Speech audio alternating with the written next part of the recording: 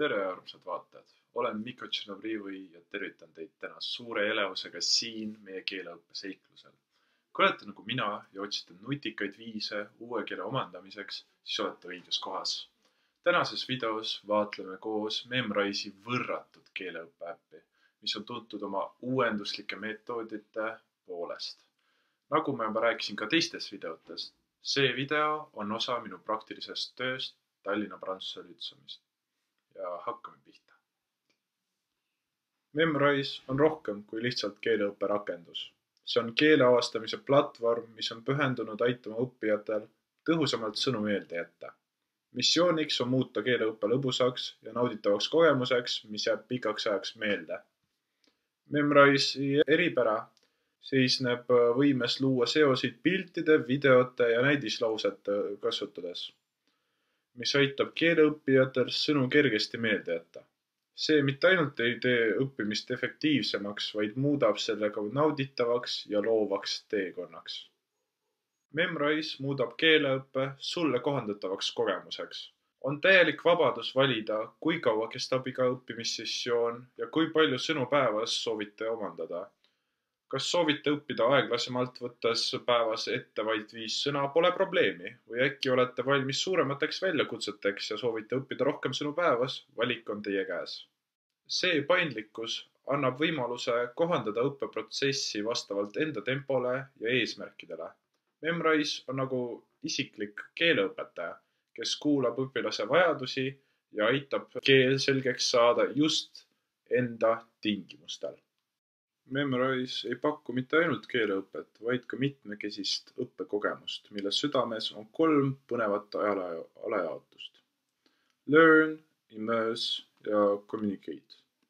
Esimesena kohtame learn'i, kus õpilane kinnistab oma teadmisi sõnadest läbi lõbusate interaktiivsete harjutuste. See mänguline lähenemine muudab keeleõppe haaravaks ja toob igapäevaelust tuttavad olukorrad õppijale lähemale. Immerse on teine õpperežiim, kus õpilane sukeldub keele sisse videote kaudu, kus emakeelena rääkivad inimesed kõnelevad autentset keelt. See võimalus annab keeleõppijale tunde, nagu oleksid nad ise kohal, olles osa päris eluliste vestluste maailmast.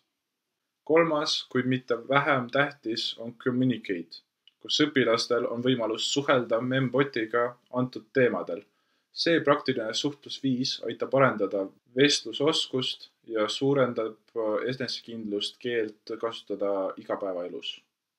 Vaatamata Memrise'i mitmekülgsusele ja innovatiivsusele on oluline mainida mõningaid väljakutseid, mis võivad mõjutada keeleõppe kogemust. Üks oluline aspekt on see, et Memrise on peamiselt suunatud sõnavara omandamisele ja pakub piiratud võimalusi suhtlusoskuse arendamiseks.